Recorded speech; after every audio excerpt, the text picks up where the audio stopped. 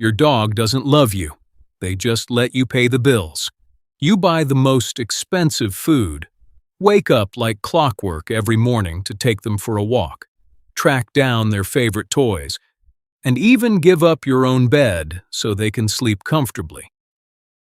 But the second your partner, roommate, or someone else walks through the door, your dog goes absolutely crazy like you're not even in the room.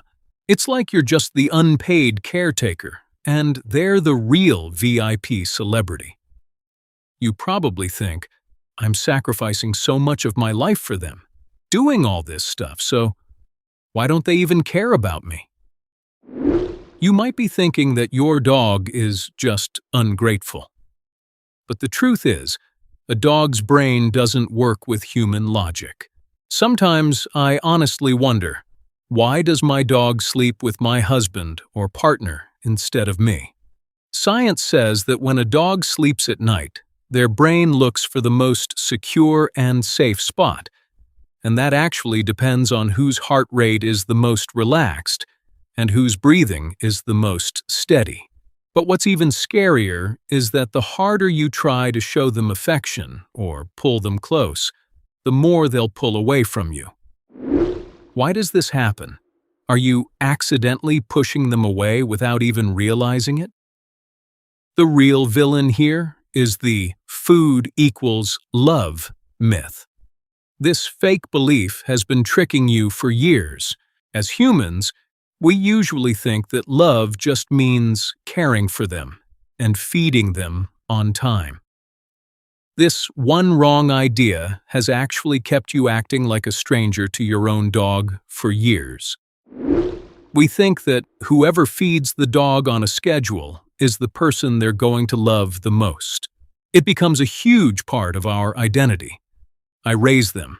I take responsibility for them, so they're mine. But a dog's brain absolutely does not work that way. To them, love isn't just about food. To them, love means energy, trust, and safety. Your sweaty shirt, your racing heart, that's what they read first with their nose. When you sit there feeling sad, wondering why they aren't coming to you, you're actually completely missing how their psychology works. For the past few years, I've been studying dog psychology, canine behavior, and animal attachment theory pretty heavily. I'm reading research papers and journals just to understand what this biological reality actually is. I've seen how experiments like the Ainsworth test proved that the bond between a dog and a human is a lot like a human mother and baby. Researchers at Portsmouth University actually watched 15 out of 18 dogs move right toward an owner's calm heart rate. A canine behaviorist also showed that dogs can literally smell and understand human cortisol levels. But that doesn't mean just giving them food makes you their primary attachment figure in their eyes. A dog's brain works like an emotional bank account. This is a super important concept, and once you get it, your whole perspective will change. When you feed them, clean up their poop, or walk them on a routine, you aren't making an emotional deposit into that account. You're just paying their basic maintenance fee. A deposit happens when you actually match their energy level. And when you bring your stress from work or your frustration and try to force affection on them, that's like taking a massive withdrawal straight out of that bank account.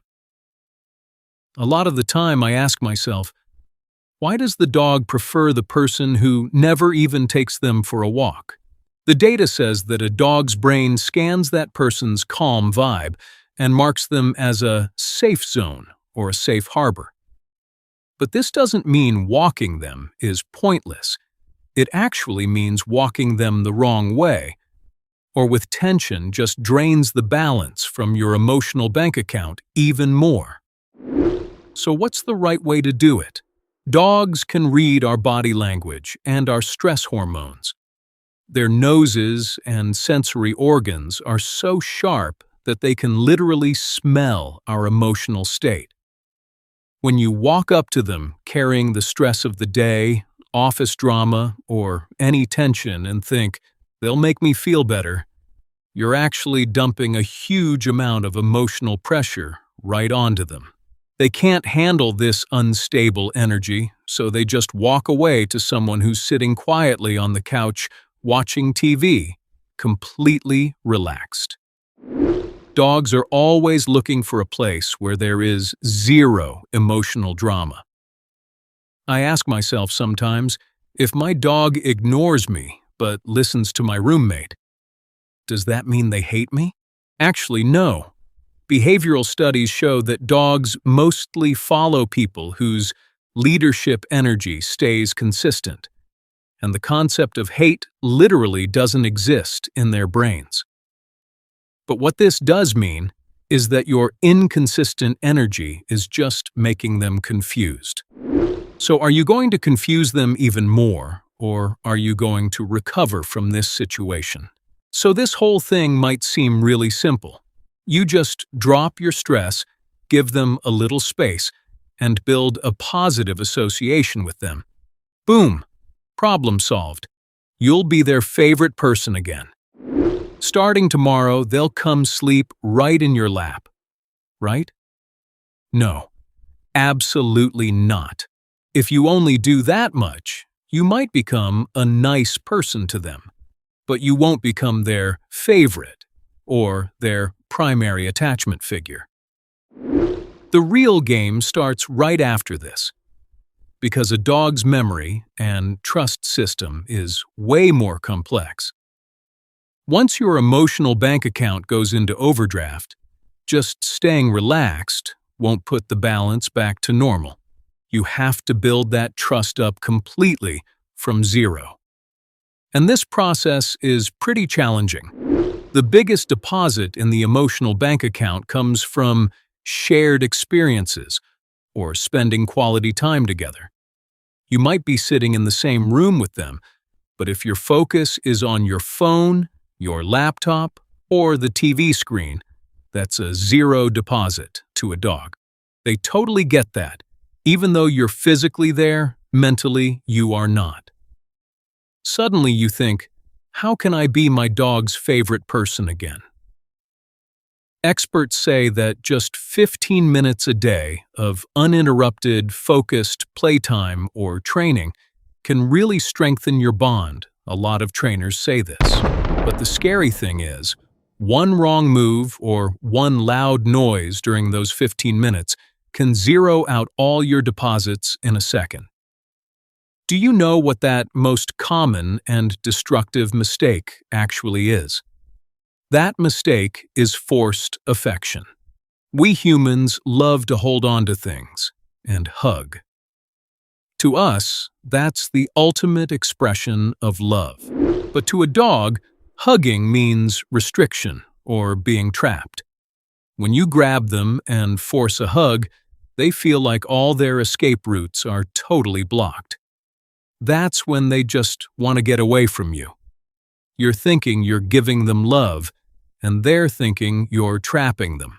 I've thought a lot of times, if you accidentally step on their tail or force a hug, do dogs hold on to that anger? The psychological fact is, dogs don't hold on to anger or grudges about the past like humans do, but they do permanently associate that negative memory or feeling with you. And breaking that negative association is much harder. They might not be scared when they see you, but they'll feel uncomfortable and they'll leave the room the second they get a chance. So what's the actual solution?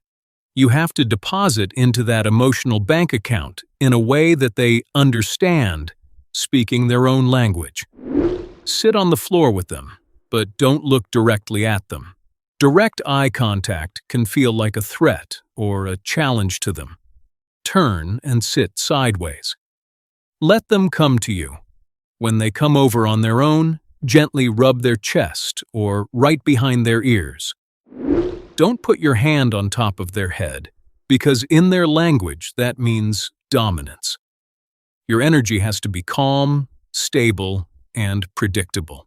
If you're the kind of person who suddenly gets mad and then suddenly gets super excited, a dog just won't be able to trust you. Let them understand that you are a safe space for them. Your presence should feel like a comfortable shadow to them. At the end of the day, it's really important to remember that your dog does love you. They might be sleeping with their head in your partner's lap, but when a stranger knocks on the door or they sense danger, they'll probably run straight to guard you first. Because you are their maintenance provider, their survival base. And you can easily go from being that base to their primary emotional figure. You just need to understand their body language a bit and control your own energy. The love has to happen on their terms, not yours. Maybe they don't love you, maybe they just depend on you. Are those two things really that different? Have you ever looked closely to see exactly what specific movement or action of yours your dog dislikes the most? If this video helped you out, hit subscribe. And let me know in the comments below, who is your dog's favorite person? And what do you think they do differently that you don't or can't do?